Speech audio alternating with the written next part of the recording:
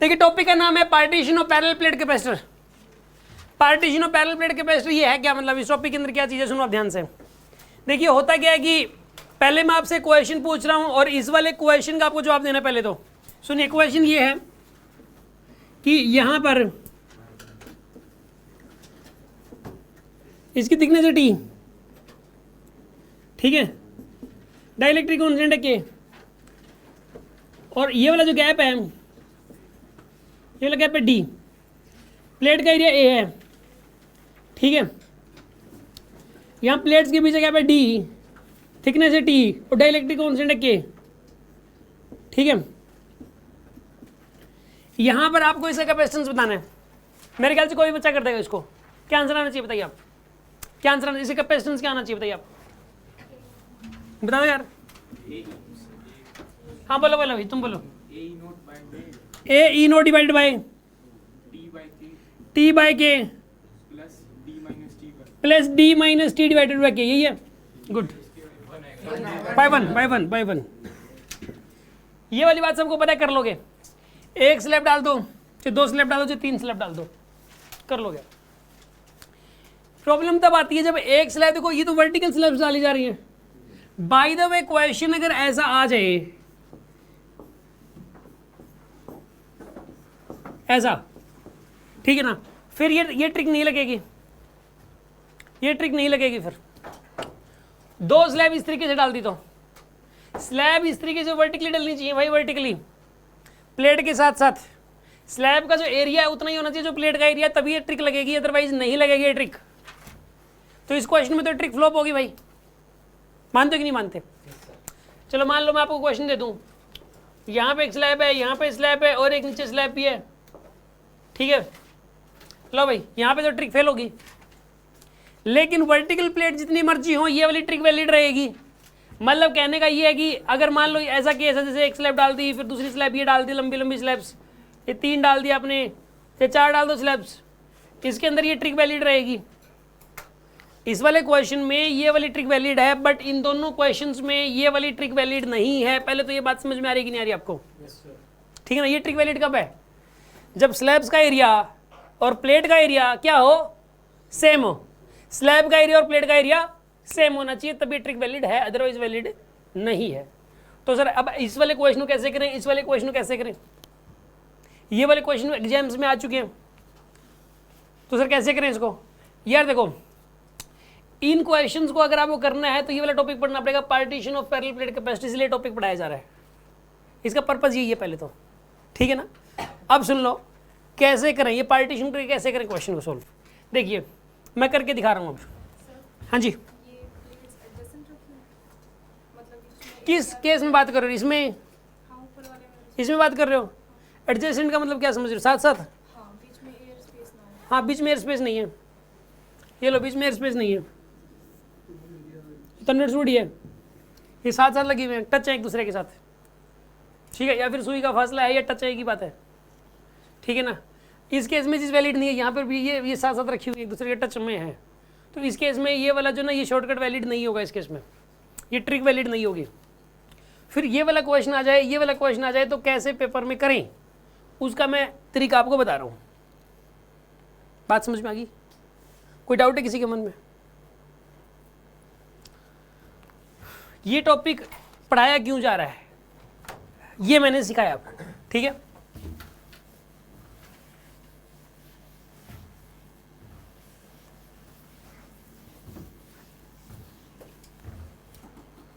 अब सुन लो, मान लो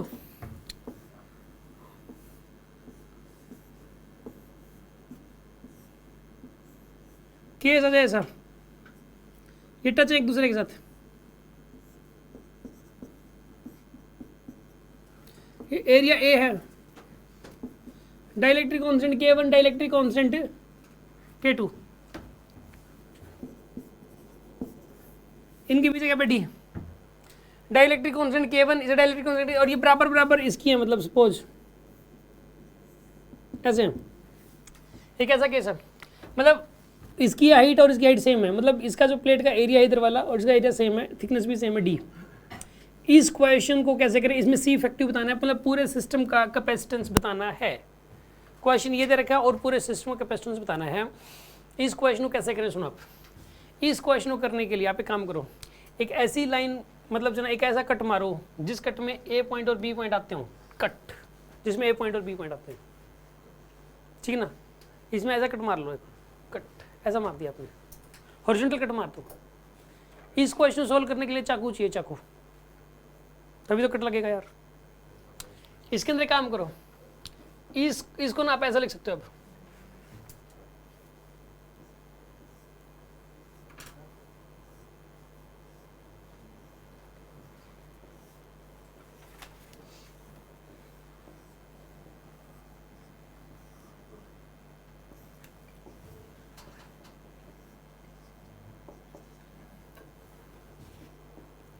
ये K1, ये K2, ये D, ये D।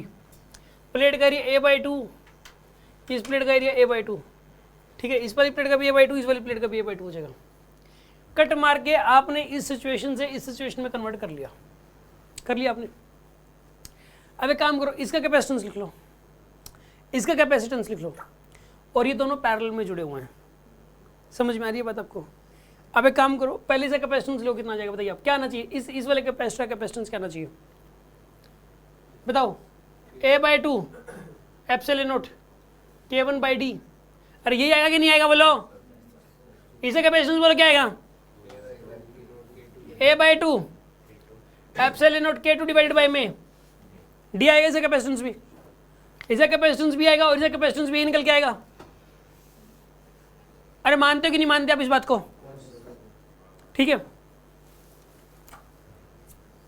अब सुन लो, ये दोनों किस में हैं, पैरेलल में दोनों। अच्छा अब रूल सुन लो क्या होता है, अगर सीरीज में जुड़े हो दो कैपेसिटर्स, ये C1 ये C2, ये तो है सीरीज कॉम्बिनेशन, किस में जुड़े हुए, सीरीज में। तो C इफेक्टिव निकालने के लिए तरीका होता है 1/C effective is equal to 1/C1 plus 1/C2, ये होता है। पर अगर पैरेलल में जुड़े हो, किस में जुड़े बोलो, पैरेलल में,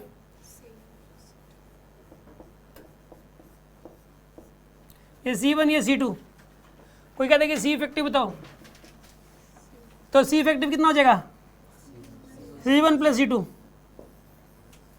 एक आधा बच्चा सोच रहा होगा सर मुझे ऐसा लग रहा है कुछ आपने उल्टा लिख दिया, सोच रहे हो सर, इसमें उल्टा ही होता है रेजिस्टेंस का। आपने 9-10 में जो ना आपने रेजिस्टेंस को लेके पढ़ा हुआ था, रेजिस्टेंस में जब सीरीज कॉम्बिनेशन होता था तो R1 plus R2 plus R3 होता था, और पैरेलल में 1/R effective equal to 1/R1 plus 1/R2 plus 1/R3 होता था। लेकिन कैपेसिटर में सीरीज का कैपेसिटर में रेजिस्टेंस का उल्टा ही होता है। सर हम कैसे मान लें, इस चीज़ का तो प्रॉपर डेरिवेशन है, इलेक्ट्रोडाइनमिक्स में प्रॉपर इसको डिराइव किया जाएगा कि ऐसा क्यों होता है, इवन बोर्ड्स में भी आता है, ठीक है ना, कि आखिर ये वाला सीरीज कॉम्बिनेशन के लिए एक मतलब जो है ना एक एक्सप्रेशन ड्राइव करो कैपेसिटर्स के सीरीज कॉम्बिनेशन के लिए, तो सीरीज के लिए ये आएगी और पैरेलल के लिए निकल के आती है। हाँ जी, बात समझ में आएगी नहीं आई आपको?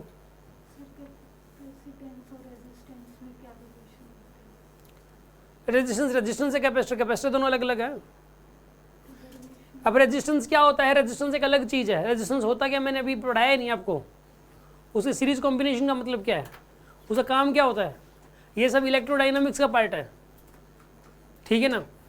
जो कैपेसिटर है वो अगर कैपेसिटर में कैपेसिटर के अक्रॉस बैटरी जोड़ दें, अगर बैटरी भी साथ में जोड़ दें तो क्या बन जाएगी वो, इलेक्ट्रोडाइनमिक्स। जब तक मैं इसके ऊपर चार्ज दे रहा हूँ, सिर्फ चार्ज रख रहा हूँ और इसके साथ कोई बैटरी नहीं जोड़ रहा, तब तक ये इलेक्ट्रोस्टैटिक्स है। तो कैपेसिटर का क्वेश्चन हो, क्वेश्चन में कैपेसिटर हो और बैटरी ना लगी हो, करंट ना चल रहा हो, बैटरी ना लगी हो, तब समझ जाना वो इलेक्ट्रोस्टैटिक्स का क्वेश्चन है। और कैपेसिटर दे रखा हो और साथ में क्या लगा दे, बैटरी लगा दे, करंट चल पड़े, तो क्या बन गई, इलेक्ट्रोडाइनमिक्स। इसलिए कैपेसिटर इलेक्ट्रोस्टैटिक्स में भी आता है, इलेक्ट्रोडाइनमिक्स में भी आता है, ठीक है ना। और हाँ, कैपेसिटर दे दे और साथ में एक ऑल्टरनेटिंग बैटरी लगा दे, मतलब ऑल्टरनेटिंग बैटरी का मतलब एसी सोर्स लगा दे, ठीक है ना। एसी सोर्स मतलब ऑल्टरनेटिंग करंट चलाने वाली बैटरी, ठीक है ना, ऐसा लगा दे, तो फिर वो टॉपिक बन जाएगा इलेक्ट्रोमैग्नेटिज्म, वो ऑल्टरनेटिंग करंट बन जाएगा, फिर वो एक टॉपिक ये लगे, फिर ना वो इलेक्ट्रोस्टैटिक्स है ना वो इलेक्ट्रोडाइनमिक्स है। आ रही है बात समझ में आपको? अभी सुन लो आप, खैर इसके ना अभी तो याद करना ही है, ये दोनों केस आपको याद करने हैं, अभी तो याद करने के अलावा भी और कोई ऑप्शन नहीं है, मैं ये बता देना चाह रहा हूँ। इसको जो डिटेल में हम लोग पढ़ लेंगे, डिटेल में या आखिर क्या है क्या नहीं, एक बार कुछ सिस्टमेटिक तरीके से करेंगे ना यार, ठीक है ना। अब सुन लो, अभी देखिए आप, ये आपने याद कर लिया जी, ये दोनों बातें याद कर ली। अब आगे बढ़ते हैं, अब ये वाला क्वेश्चन हो जाएगा सॉल्व, मैं इसको रब कर रहा हूँ। हाँ जी, हटा देना इसको।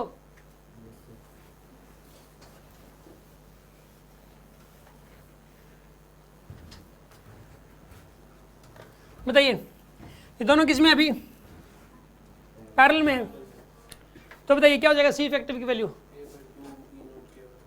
C1 प्लस C2 हो जाएगी इसमें तो।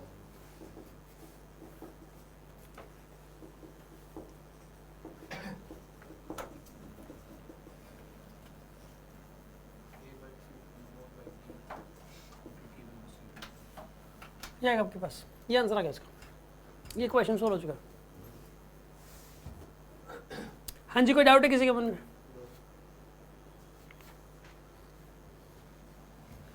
एक क्वेश्चन और करके दिखा रहा हूँ मैं आपको, इसको नोट कर लीजिए आप।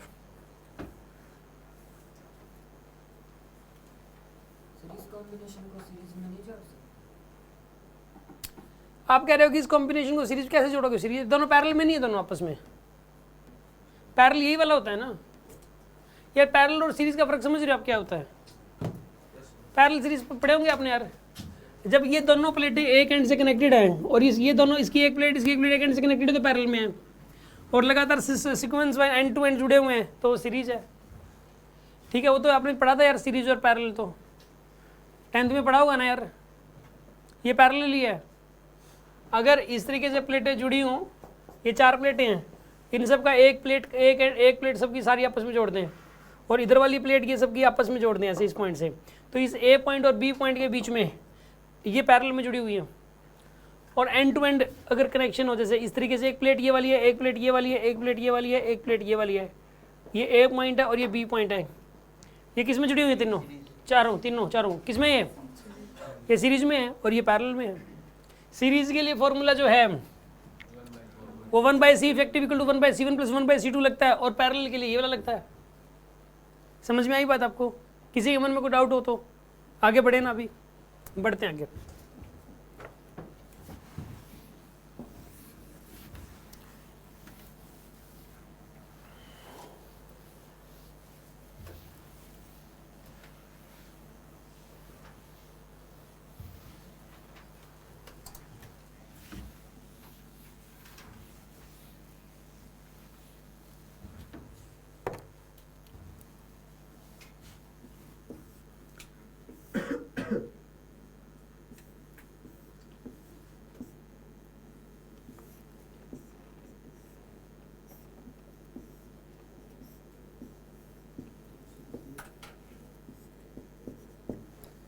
ए पॉइंट है, ये बी पॉइंट है, एक K1, एक K2, एक K3, ये डी है,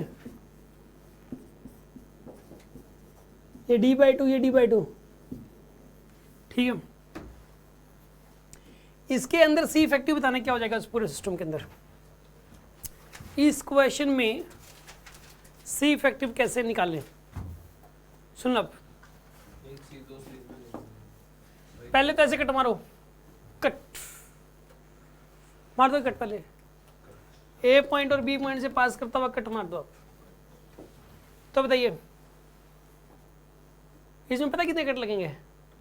2 कट लगेंगे। कितने चाकू चाहिए? 2 कौन बोल रहा था? चाकू तो उसी से काम चल जाएगा। इसमें देखो आप,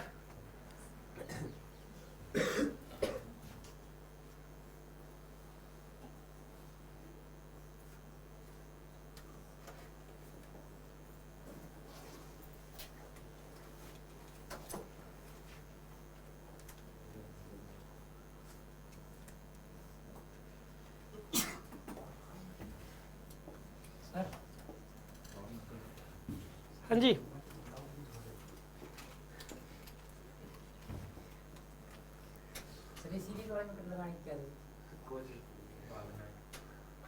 क्या हुआ? नीचे वाले सीरीज वाले में कट लगानी थी। क्यों नहीं है जरूरत? फिर कैसे करोगे? नहीं तो उससे कर लो, फिर आप उससे कर लो, कोई दिक्कत नहीं।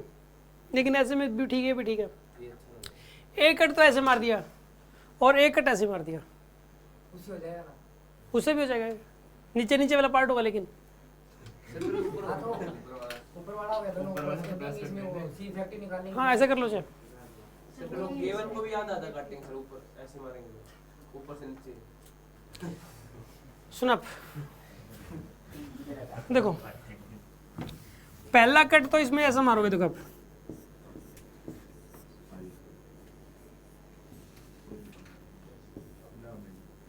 ये K2, ये K3, ये D। पहला कट तो ऐसा मारोगे। अब जो दूसरा कट मारोगे ना वो नीचे नीचे मार लो यार, ऊपर मारने की क्या जरूरत है? आप जो दूसरा कट मारना चाह रहे हो इसको ऊपर वाले के साथ क्यों मारोगे आप? है भी, अब नीचे नीचे कट मार लो बस आप।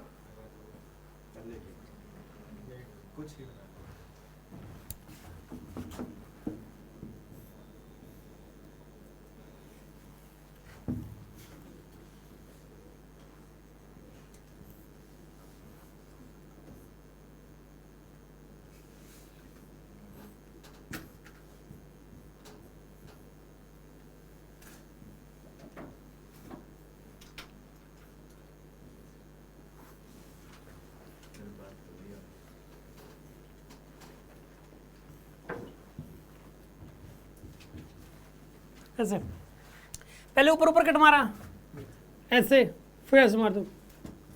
K1, K2, K3।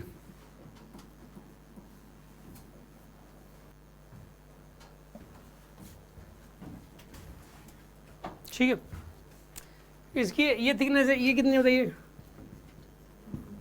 ये कितनी है?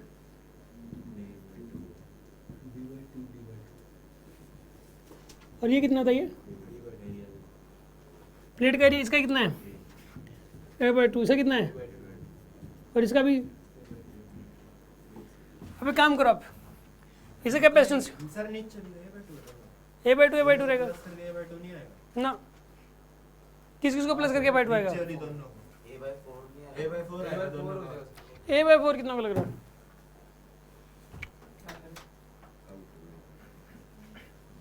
A/4 क्यों लग रहा है आप लोगों को? पूरे का A है सर, वो A/2 ले लेते नीचे वाला तो A/4 बनेंगे। नीचे उनके दो टुकड़े हो गए सर, A/2 तो 2 आपने तो काट दिया। नहीं, आप एरिया किसका एरिया लिख रहे हो? स्लैब का एरिया लिख रहे हो या प्लेट का एरिया लिख रहे हो कि स्लैब का एरिया लिख रहे हो? प्लेट का एरिया लिखना है ना। अरे जो ये प्लेट लगी हुई है ना, ये प्लेट है। इस प्लेट का ये वाला एरिया लिखना है बस।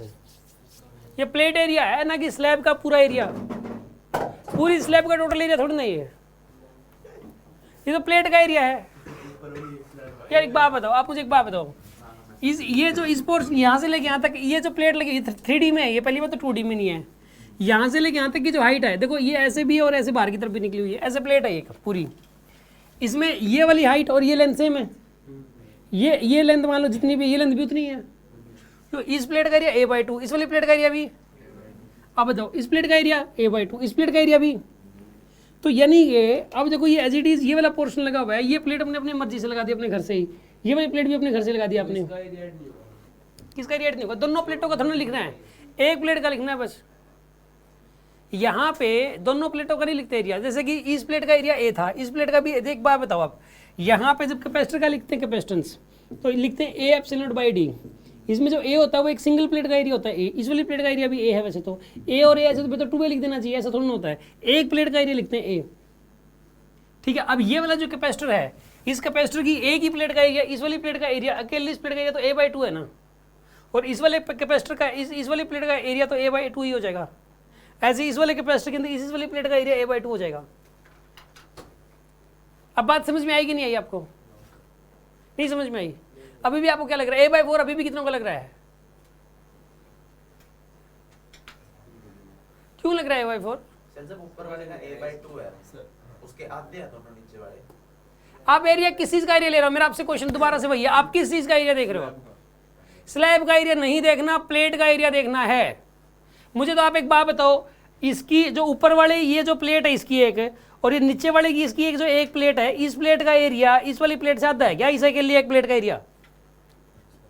इस कैपेसिटर की एक प्लेट का एरिया और इस कैपेसिटर की एक प्लेट का एरिया सेम है कि अलग अलग है? मुझे तो ये बता दो बस आप। सेम है। फिर तो A/2 ये a/2 है तो ये a/2 क्या, ये a/4 कैसे हो गया फिर?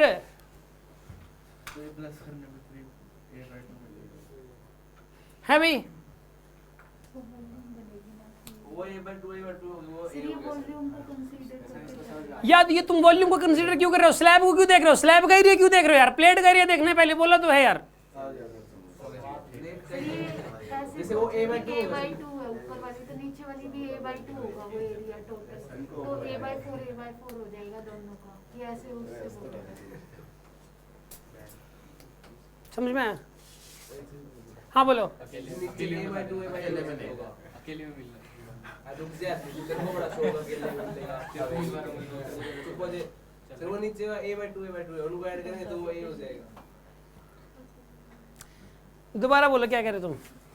A/2 और A/2 को ऐड करेंगे इस a/2 और इस a/2 ऐड करेंगे तो a हो जाएगा, ठीक है? तो वो तो एक टोटल एरिया आ गया दोस्तों। किसका टोटल एरिया आ गया? छोटा सा हो गया देख लेंगे। तुम तो अलग से ही मिलना। देखो सुनो ध्यान से, यहाँ पर देखिए आप, इसका जो कैपेसिटेंस है वो कितना हो जाता है? इसका कैपेसिटेंस, इसका कैपेसिटेंस कितना हो गया? a/2 epsilon not K1 by में क्या लिखोगे बताइए? D। a/2 epsilon not K1 by में D। और इसका बताइए कैपेसिटेंस क्या आएगा? a/2 epsilon not K2 upon में D/2। D/2 ऊपर चला गया, 2 से 2 कट गया सकते। बिल्कुल। और इसका कैपेसिटेंस कितना हो जाएगा? a/2 epsilon not K3 upon में D/2। अब एक बात बताइए, आप एक काम करो, इसको थोड़ा सा सिंपलेस्ट फॉर्म में a epsilon not K1 by 2D ऐसा लिख दो आप। इसका 2 से 2 कैंसिल कर दो, क्या आएगा इसका? a epsilon not K2 by D आएगा इसका। और इसे कितना आएगा बताइए आप? a इसका भी 2 से 2 cancel, a epsilon not K3 by में D। अब ये दोनों किस में बताइए? सीरीज में है, तो 1/c effective equal to 1/c1 plus 1/c2 solve करोगे पहले तो, ठीक है ना? फिर उसके बाद बताइए क्या करोगे? फिर उसके बाद इसके साथ करोगे पैरेलल में। समझ में आ रही है बात आपको? 2 से मल्टीप्लाई नहीं किया, D/2 लिखा था, 2 ऊपर चला गया था, 2 से मल्टीप्लाई नहीं किया, D का D/2 लिखा है क्योंकि इन दोनों प्लेट से भी जगह D/2 है। आगे बात समझ में? कर लेंगे आप इस टाइप के क्वेश्चन को। अब पहले तो इनका इफेक्टिव निकाल लो आप, ठीक है ना? फिर उसके साथ पैरेलल में है, या फिर ना सीधा यहीं से, पता क्या, इसको इस फॉर्मेट में चाहे मत लेके आओ, इसको आप एक काम कर लो, इस पार्ट को सोल्व कर सकते हो पिछले वाले शॉर्टकट के अकॉर्डिंग। जो पिछले वाली ट्रिक थी ना उसके अकॉर्डिंग ये सोल्व कर सकते हो। पता है कितना आएगा इसका? कितना आएगा बताइए इसका? a एप्सिलॉन डिवाइडेड बाई में ये थिकनेस कितनी है? D/2 अपॉन में K2 प्लस में D/2 अपॉन में ये आ गया इस पूरे का। तो और इसका कितना आ गया? a/2 epsilon not K1 upon में D आ गया इसका। और ये किस में हो गया अब दोनों? सर A/2 आएगा तो a/2 लिख तो दिया, a/2 यार। नीचे वाले में। नीचे वाले में, नीचे वाला कौन सा, नीचे वाला कौन सा है? नीचे जो सीरीज में है वो दोनों कंबाइंड है। अच्छा ये भी a/2 आएगा, सही बात कह रहे हो आप, a/2 लिख दिया। अब इसका 2 बाहर लेके कैंसिल कर दो, पता कितना आएगा? ये a एप्सिलॉन डिवाइडेड बाई में D/K2 प्लस D बाई, अब ये और ये किस में हो गए? दोनों पैरेलल में हो गए। पैरेलल में हो गए तो C इफेक्टिव की वैल्यू कितनी आएगी यहाँ पे बताइए? a/2 epsilon not K1 upon में D प्लस में a epsilon not divide by में D/K2 plus D by K3। इससे C इफेक्टिव निकल के आ जाएगा। अरे बात समझ में आएगी नहीं आई आपको? अरे कट करने वाले क्वेश्चन कर लोगे ना आप, ठीक है ना? इस टाइप के क्वेश्चंस डीपीपी में दे रखे हैं, ट्राई कर लेना आप, ठीक है? 2a/2 क्यों आ गया? कहाँ पे a/2 क्यों? इस केस में, इस केस में नीचे वाले में। नीचे में a/2 इस प्लेट का एरिया a/2 नहीं है, प्लेट का एरिया तो a/2 है। हाँ जी, कोई डाउट है किसी के मन में? बढ़े आगे, ये टॉपिक फिनिश हो गया यहाँ पे।